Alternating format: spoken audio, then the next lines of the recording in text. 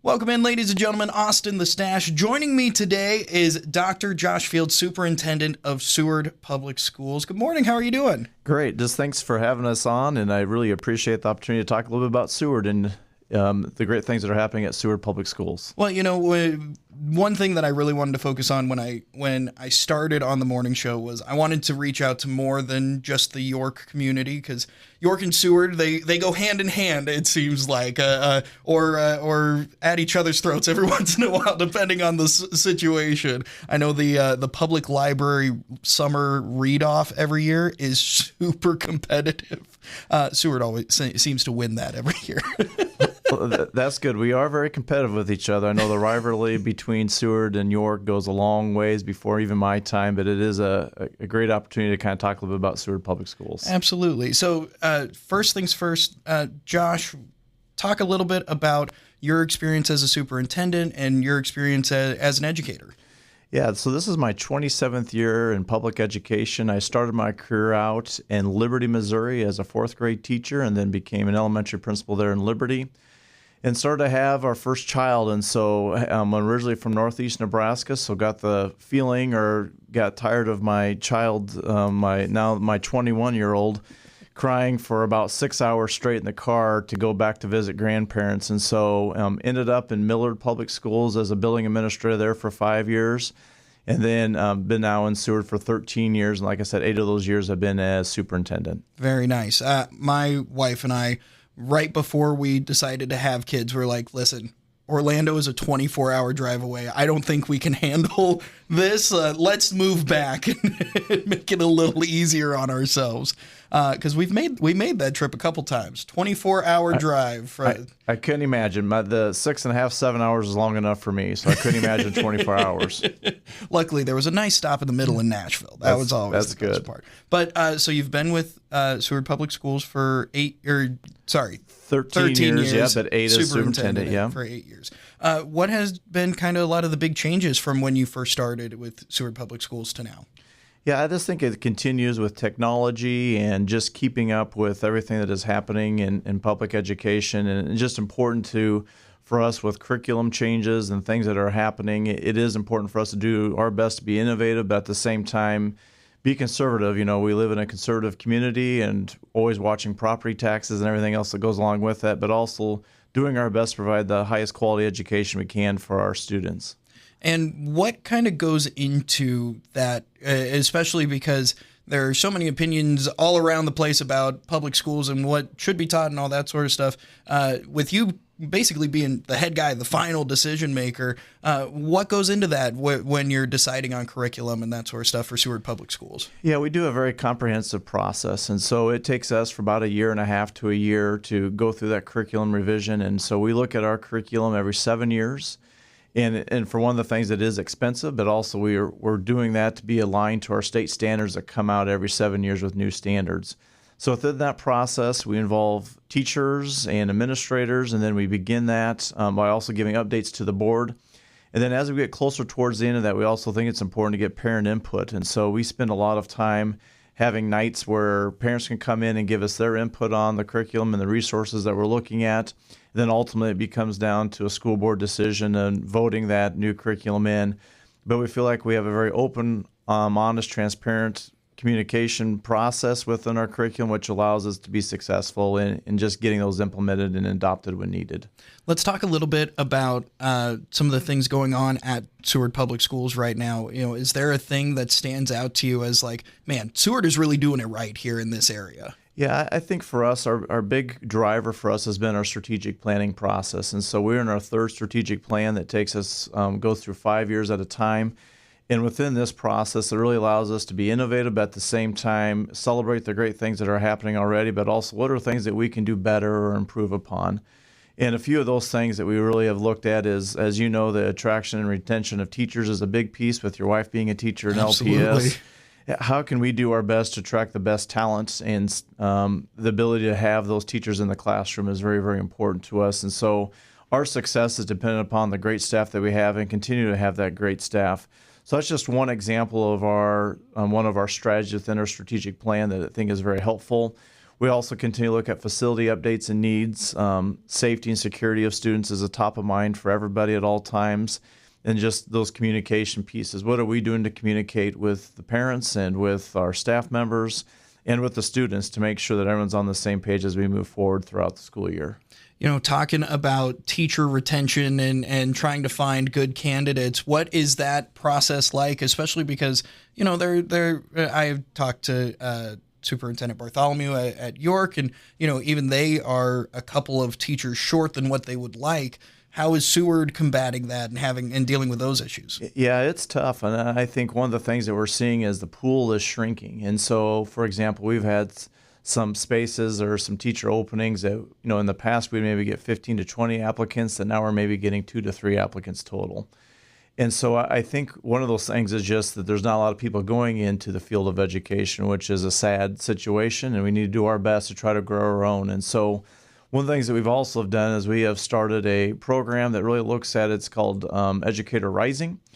And that's looking at our high school students that are interested in going to the teaching profession and having them have opportunity to get into the classrooms even at a high school age to be able to see what the successes are, but also what are some of the challenges, but also hopefully get them excited about possibly going into the field of education. And then as a district, we're doing our best to try to see where are those students going as they get in, especially homegrown students that may be going into the field of education. And what can we do to track those that are going into the education field to continue to keep up contact with them and to see are you interested in coming back when the time comes if we have an opening in that space. But we also just have to do our best to be competitive with salaries and benefits, and also just doing our best of how can we keep things off the plates of teachers the best we possibly can. And so those professional development days, we just had one yesterday, was very important for allow teachers to be able to do some work that so they can do that work on a day off where there's no students, where they're able to maybe limit the number of meetings that we're having then after school or before school. So we're doing our best to be comprehensive in our thinking about what can we do for our staff, but also always going about what is best for our students and continue to move forward the best we possibly can in a teacher crisis shortage. You mentioned that having a program that, gives kids the opportunity to jump in and be in the classroom as that kind of teacher. There has been a renewed focus on getting kids not necessarily going to college, but going into trades and all that sort of stuff. What are some things that Seward is doing to help kids, especially at the high school level, kind of see where they should go after graduating? Yeah, we really see high school as an opportunity free of charge, essentially, because you're not having to go into a community college or, even a 4-year school to try something out. So we really do our best. That can get pretty expensive. Very expensive. And so one of the things that we have done is really looking at the CTE components. And so what can we do to boost our CTE classes, but also just get kids an opportunity to be able to try those things out. And so if that is plumbing or if that is construction or HVAC, we're doing our best to have those opportunities for kids to try those in those classes. We've also done a great job of partnering with Southeast Community College with our SynCap classes. And so offering some dual credit classes that kids are able to take at Southeast Community College. Some of those are on our campus. We have a few classes that we do at Milford campus. But for example, we have an automotive care class that kids are able to take first hour at the high school level and be able to have some college credit, but also get excited if they're interested in auto mechanics or diesel mechanic, whatever it may be. So we're doing our best to really have that well-rounded education. And like you said, student debt's a big deal. And what are the opportunities that are out there in our career fields? And so also our counselors are doing a great job of talking about our 5th-year plan, but also what are the opportunities? So what is a career? What is the things that you want to do versus your major? And within that career, what's the best option for you to do? And so if that is going to a 2-year college, if that is going to an apprenticeship, if that's going to a 4-year school. So really being able to have kids be in charge of that and bringing parents along within what the kids are looking at. And those are some of the examples I think is important for us to continue to expand and to explore. One of those is my own daughter. She is thinking about going into nursing. She's a junior, and so right now she's taking CNA classes.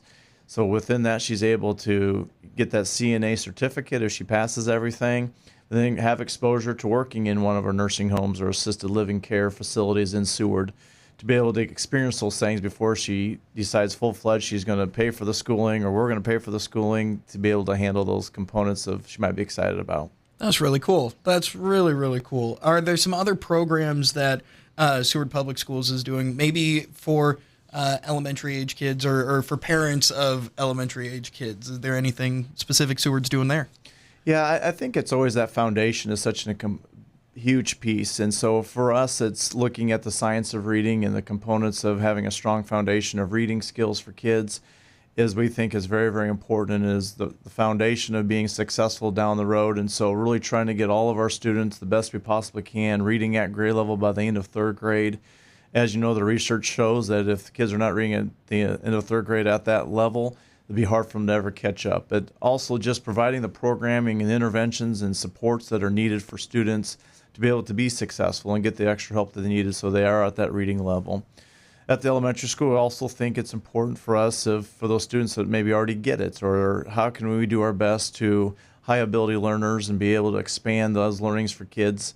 And so some of our differentiated instruction and small group instruction has allowed us to kind of meet the needs of students no matter where they're at. And so that's an important piece that we feel like at the elementary school is the building blocks for the future as they move along throughout their educational career. That's been a really big shift in education as of late, not just helping students who are falling behind, but those who seemingly are way ahead, or giving them an outlet or a greater challenge, or just having those kinds of educational conversations a little bit more. That's been a very interesting change that I've seen from my wife's second grade class. Absolutely, and I think sometimes we forget just how important those foundational building blocks are. And I mentioned the science of reading, but that is a piece that we kind of went that whole language route back in the early 90s to mid 90s, and so have kind of now circled back to what are the specific reading components with phonics and phonemes and all the components that kids need to be successful readers, and have really brought some of that specific type of skill development back to the elementary grades, which I think has been very helpful. Absolutely. Are there any other things going on at Seward Public Schools that we should mention before we head on out of here? Yeah, I think one of the things, I think it might be a good topic for the future, but I know York, we always try to be like York sometimes at Seward, and I know it's hard for me to even say that, but York had the JAG program from the state. That is, you talked about that CTE development, and so we are starting our first class of JAG, and so we have a JAG teacher this year with Mr. Moody.